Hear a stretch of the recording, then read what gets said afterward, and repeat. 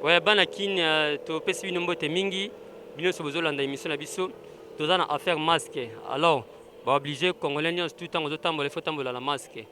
Alors tomoni bato mosusu ebele bazolata ba masque mosusu bazolata te mosusu namoni alati chasse ya au pire. Bon abi aza na mbongo te yango alati yango namoni même mosusu azwi ba soutien oyo ba mama balataka akati yango alati soutien ba mama kaboli yango boye. Alors tozotambola bino mo bomona tomona ba forme ya ba masque o bobona bato bazolata mosusu balati ba soutien ba mosusu balati ya ba slip ba caleçon to ba bongo. Alors tozotambola tozomona kuna ba ndeko ba changer baza kuna tokoma bomona marque ya ba masque lolenge bato bazolata. Est-ce que on peut bazolata wana ils ont protégé te alors bolanda toke tozotambola na kati ya maison. OK, suivons-nous. Salon de coiffure tozomona coiffeur azokata suki alati masque te mutu azokata suki alati masque te. Alors papa donc totuna mutuna ndenge ozokata suki boye au moins tu as exposé soit yo soit client na yo pourquoi la masque te pe client pourquoi la masque te on a la masque te pour na mambango pe na monde ni mamango za na on pe lukuta donc mamango za lukuta donc yo nde bat ba okufa nde ba bat ba okufa na pona ozo ndima ngote to mona bango te bato ba kufa ba la biso malade on pe za so na commune ba loba bon l'acceptation ba preuve ya bato bazokufa parce que bamboka mosusu pe tozomona bato bazokufa bazolakisa mais awa na Congo tozomona te tozokakaka na masolo alors tozomona te.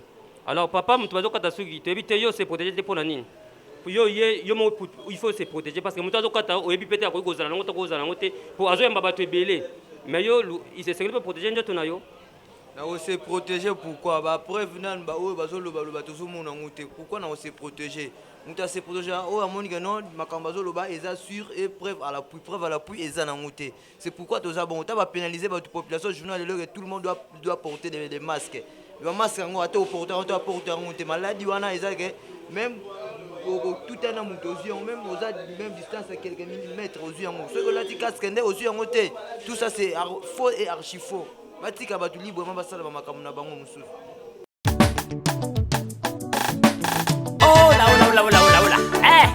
Le ministère de la Santé vous dit de respecter les consignes, vous ne voulez pas respecter les consignes, hein? On vous dit de couvrir la bouche, vous ne couvrez pas la bouche. Vous voulez que le corona demeure éternellement, on vous dit de couvrir la bouche, vous ne voulez pas couvrir la bouche. C'est laver les mains, non plus aussi. Tousser dans les coudes, non plus aussi. Évitez tout contact. Toi vraiment, avec combien de centimètres vous posez là-bas?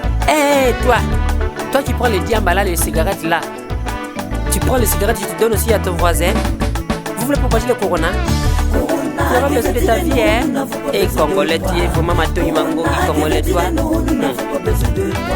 Les écoles sont fermées, les églises sont fermées, le bar est fermé, tout est fermé. Nous vous invitons tous à respecter les consignes qu'on nous donne au ministère de la Santé.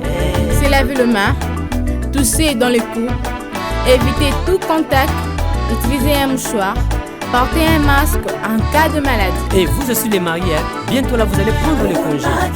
Nous n'avons pas besoin de toi. Corona, nous n'avons pas besoin de toi. Restez chez vous, mes frères et sœurs, pour lutter contre cette pandémie de coronavirus. Merci excellent Charles Mboutamoutou pour le don que tu nous as offert. Afin de lutter contre le Covid-19. Coronavirus. Allez, chasser. Covid-19. Oh, papa. Oh, maman. Les écoles sont fermées, les églises sont fermées, le bar sont fermés, protégeons nos enfants. Restez chez vous. Protégez nos enfants. Toi, Congolais, tu n'écoutes pas. Tu es Matoi Mangondi. On te dit le corona est là. Ça tue. Les blancs eux-mêmes sont confinés tous là-bas à la maison. Mais toi tu sors, si vous voulez bien que les choses se retournent normales, vous devez rester chez vous à la maison. Moi je me suis fatigué comme ça. Mon papa ne travaille plus, maman aussi non plus. Maintenant les écoles sont fermées, et moi j'ai besoin d'étudier. Tiens, l'excellent Charles Mboutamoutou, il a acheté les seaux. Il vous a donné ça partout dans le coin là. Il a mis ça partout là. Et vous ne voulez pas laver les mains? Tu viens aux toilettes, tu ne laves pas les mains. Il dit pas les corona, tu y amènes, tu me donnes, tu lui donnes pour propager ça. Si vous ne voulez pas rester chez vous à la maison, je vais commencer à vous prendre par la force. Je vous dis d'y aller. Restez. Tiens. Corona, que veux-tu de nous? Nous n'avons pas besoin de toi. Corona, que veux-tu de nous? Nous n'avons pas besoin de toi. Respectons les consignes de la ministère de la Santé pour combattre le Covid-19 afin que nos activités reviennent normales.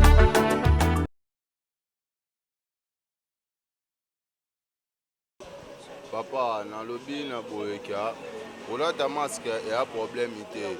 Siko taki na ba veni misusu na ba commune misusu bo apesa batu ba biloko wana ba kashine pardon yo fele. Mais ba misusu bo zongo bo tekela ngo batu pona nini.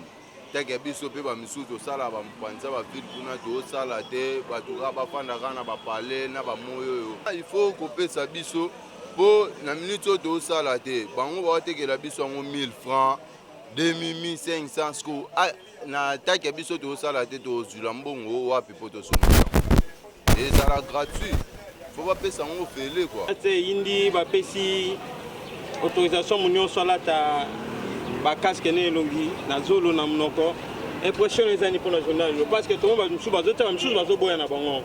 Impression nanga ezali na sepeli nango d'abord parce que souci ya autorité publique ezali population nyonso ya mboka ya ville ya Kinshasa bazala protéger. Kotala comment Covid-19 ezo boma ezo ravager monde, raison pour laquelle ba continue biso mboka ba décider que biso peuple congolais précisément ba kinois to se protéger na virus oyo ba bengi pandémie oyo ba bengi coronavirus. Tolata ba masque oyo pour na couvrir zolo munoko afin que tozala atteindre ngote. Mais tu vois ba déclaration musu abike congolais na piaka congolais na elorote na tongo li palais musu relier na rapat le gouvernement asungi peuple congolais kinde mamsu apesi ba exemple na bobi ba robenga bande kona biso batongaka na gambela na zandu basombi ba maputa batongi pona offrir ba peuple congolais parce que obi mbora na biso na micho bato ba sala te bana bandako mais le roi des hommes rimé réserve ne bato mbongo zo mona na te conseil no kopesa ba konza mboko ba Hollande. Bon, en réalité peuple congolais à 50% a raison ou 80% aussi je dirais a raison face à problème à opposer dans le gouvernement. Sur total sur le plan social, plus particulièrement il remonte aux tambola. Alors dès qu'on sait que le gouvernement a biso ameka kosa la faveur wana. Tous na posa mbongo circuler et so remarqué binkolo yo na confinement au biloko mati. Biloko mati makasi.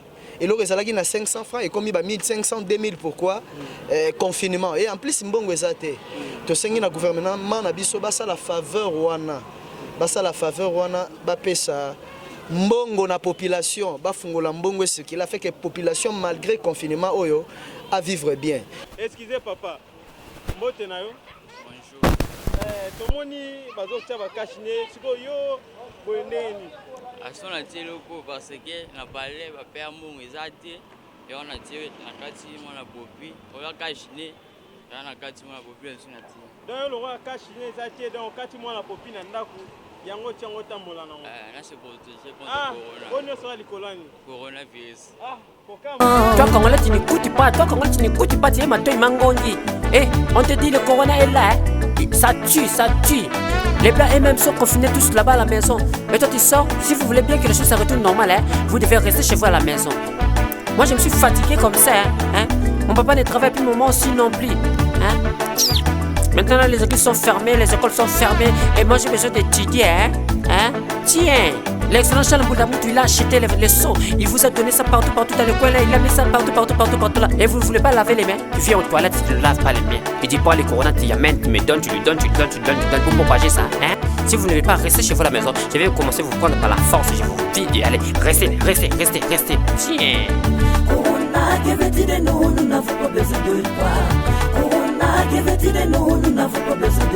Respectons les consignes de la ministère de la Santé pour combattre le Covid-19 afin que nos activités reviennent normales.